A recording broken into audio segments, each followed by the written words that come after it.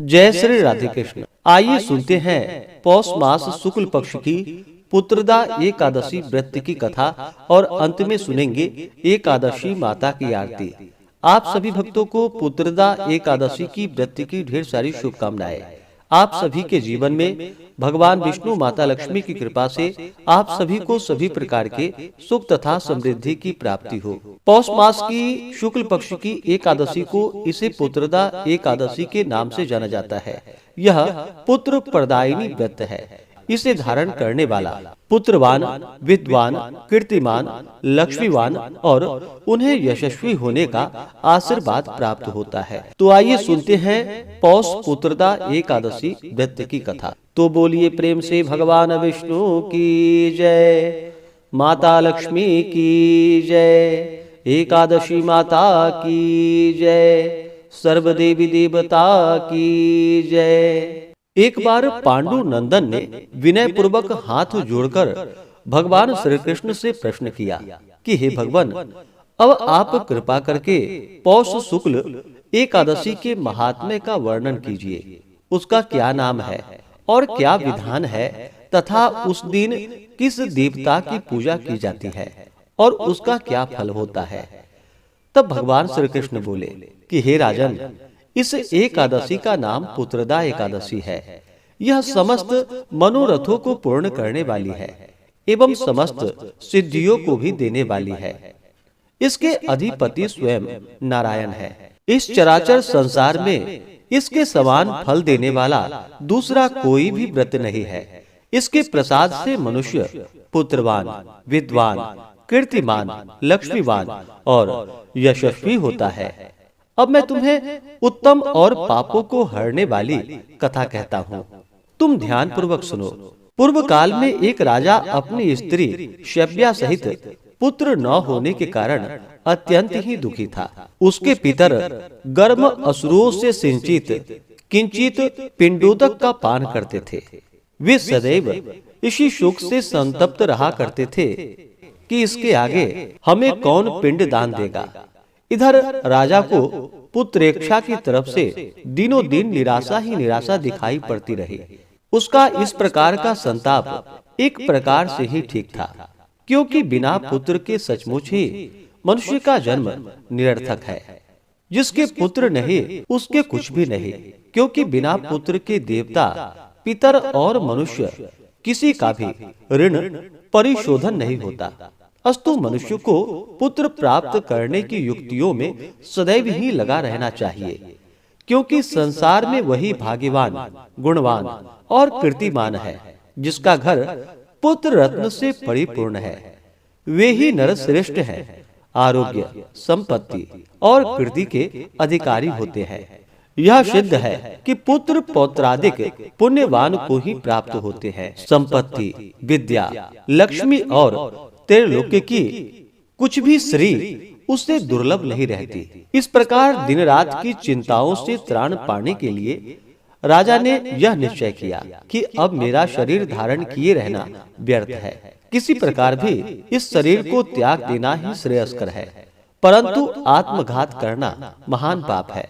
इस प्रकार से विचारों में पड़कर एक दिन चुपचाप अकेले घोड़े पर सवार हो वन की ओर चल दिया।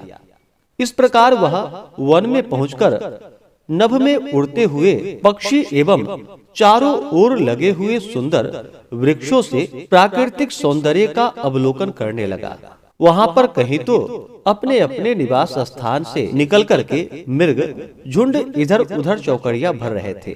कहीं पर व्याघ्र, वाराह, सिंह, वानर, लीलगायें, शशक, सर्प और जंगली हाथी अपनी हथेलियों के साथ क्रीड़ा कर रहे थे।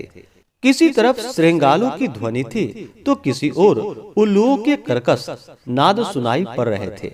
इस प्रकार वन की शोभा देखता हुआ और वन पशुओं के शब्द को सुनता हुआ राजा वन में घूमने लगा।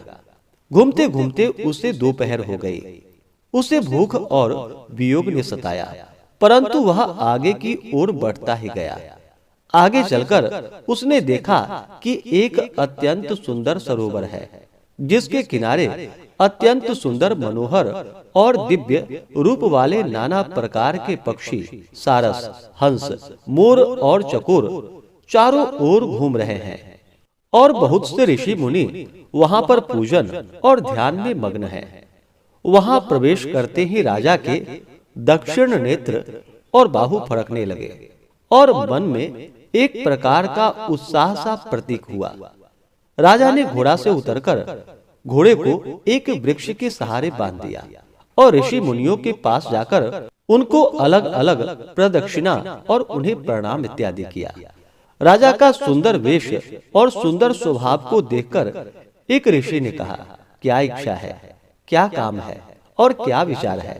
ऋषियों की ऐसी वाणी को सुनकर राजा ने कहा कि हे भगवान, आप लोग कौन हैं? यहाँ पर क्यों आए हैं और क्या कर रहे हैं? एक महर्षि बोले कि हे राजन, हम लोग विश्व देव हैं और आज पौष शुक्ल की पुत्रदा नाम की एकादशी का व्रत है, सो हम इस सरोवर में स्नान करने के लिए आए हैं। हमने अपना संपूर्ण हाल बतला दिया, अब आप कहिए। राजा बोला कि भगवान, मैं भी एक निःसंतान और अभागा मनुष्य हूँ और पुत्र की इच्छा रखता हूँ। यदि आप लोग मुझे किसी प्रकार भी एक पुत्र दें तो मैं अपने को धन्य मानकर जन्म जन्म के लिए आपका ऋणी हो जाऊंगा। ऋषियों ने कहा कि हे राजन, आज पुत्रदा एकादशी है। इसका व्रत अत्यंत उत्तम और निःसंदेह ही पुत्र को देने वाला है। आप नियम पूर्वक एकादशी के व्रत को धारण कीजिए। निःसंदेह ही एकादशी के पुण्य फल एवं हमारे वचनों के प्रभाव से तुम्हें पुत्र होगा। ऋषियों की ऐसी वाणी को सुनकर राजा अत्यंत प्रसन्न हुआ और उनके बताए हुए विधि विधान से एकादशी का व्रत कर द्वादशी को पारण कर ऋषियों से विदा हो अपने भवन में आया। परमात्मा के अनुग्रह एवं एकादशी के पुण्य और प्रताप से तथा ऋषियों के आशीर्वाद से राजा की रानी ने गर्भ धारण किया और यथा समय सुंदर स्वरूपवान, तेजवान और भाग्यवान पुत्र उत्पन्न किया। राजपुत्र अत्यंत शीघ्रता पूर्वक बढ़ने लगा और शीघ्र ही बड़े हो पितृ सेवा तथा अपनी प्रजा की सेवा करने लगा। इतनी कथा कहकर भगवान श्री कृष्ण ने कहा कि हे पांडुनंदन, हे राजन, इस एकादशी का व्रत जो लोग करते हैं उनको अवश्य ही पुत्र की प्राप्ति होती है और वे इस लोक में नाना प्रकार के सुखों का उपभोग कर अंत काल में परम पद को प्राप्त करते हैं।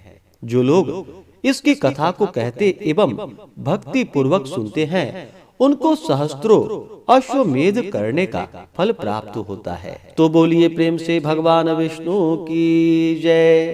अब आइए सुनते हैं एकादशी माता की आरती। तो बोलिए प्रेम से एकादशी माता की जय। ओम जय एकादशी, जय एकादशी माता, विष्णु पूजा व्रत को धारण कर शक्ति मुक्ति पाता। ओम जय एकादशी माता, विष्णु पूजा व्रत को धारण कर शक्ति मुक्ति पाता। तेरे नाम गिनाओ देवी भक्ति प्रदान करनी, गण गौरव की देनी माता शास्त्रों में वर्णी। ओम जय एकादशी माता, विष्णु पूजा व्रत को धारण कर शक्ति मुक्ति पाता। मार्गशीर्ष के कृष्ण पक्ष की उत्पन्ना विश्वतारिणी जन्मी, शुक्ल पक्ष में हुई मोक्षदा मुक्तिदाता बन आई। ओम जय एकादशी माता, विष्णु पूजा व्रत को धारण कर शक्ति मुक्ति पाता। पौष के कृष्ण पक्ष की सफला नामक है, शुक्ल पक्ष में होए पुत्रदा आनंद अधिक रहे। ओम जय एकादशी माता, विष्णु पूजा व्रत को धारण कर शक्ति मुक्ति पाता। नाम षट तीला माघ मास में कृष्ण पक्ष आवे, शुक्ल पक्ष में जया कहावे विजय सदा पावे। ओम जय एकादशी माता, विष्णु पूजा व्रत को धारण कर शक्ति मुक्ति पाता। विजया फाल्गुन कृष्ण पक्ष में शुक्ला आमल की, पाप मोचिनी कृष्ण पक्ष में चैत्र महाबली की। ओम जय एकादशी माता, विष्णु पूजा व्रत को धारण कर शक्ति मुक्ति पाता। चैत्र शुक्ल में नाम कामदा धन देने वाली, नाम वरुथिनी कृष्ण पक्ष में वैशाख माह वाली। ओम जय एकादशी माता, विष्णु पूजा व्रत को धारण कर शक्ति मुक्ति पाता। शुक्ल पक्ष में होए मोहिनी अपराज्येष्ठ कृष्ण पक्षी, नाम निर्जला सब सुख करणी शुक्ल पक्ष रखी। ओम जय एकादशी माता, विष्णु पूजा व्रत को धारण कर शक्ति मुक्ति पाता। योगिनी नाम आषाढ़ माह में जानो कृष्ण पक्ष करणी, देवशयनी नाम कहायो शुक्ल पक्ष धरणी। ओम जय एकादशी माता, विष्णु पूजा व्रत को धारण कर शक्ति मुक्ति पाता। कामिका श्रावण मास में आवे कृष्ण पक्ष कहिए, श्रावण शुक्ल में होए पवित्रा आनंद से रहिए। ओम जय एकादशी माता, विष्णु पूजा व्रत को धारण कर शक्ति मुक्ति पाता। अजा भाद्रपद कृष्ण पक्ष की परिवर्तिनी शुक्ला, इंद्रा अश्विनी कृष्ण पक्ष में व्रत से भव सागर निकला।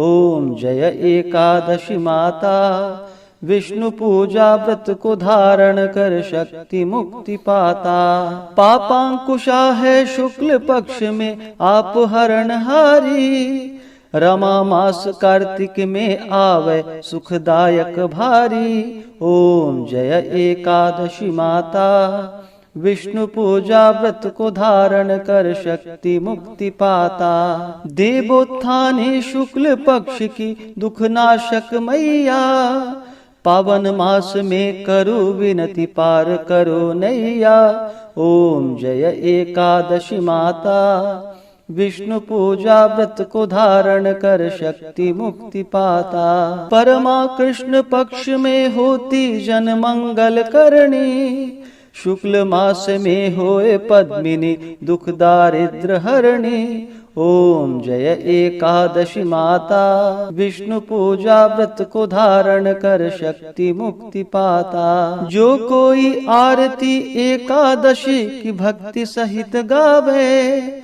जन गुरुदिता स्वर्ग कवासा निश्चय ही पावे। ओम जय एकादशी माता, विष्णु पूजा व्रत को धारण कर शक्ति मुक्ति पाता। ओम जय एकादशी माता, विष्णु पूजा व्रत को धारण कर शक्ति मुक्ति पाता। हाँ, शक्ति मुक्ति पाता। तो बोलिए प्रेम से एकादशी माता की जय, भगवान विष्णु की जय, माता लक्ष्मी की जय, नारायण भगवान की जय, सर्वदेवी देवता की जय। तो आशा करता हूँ कि यह जानकारी आपको अच्छा लगा हो।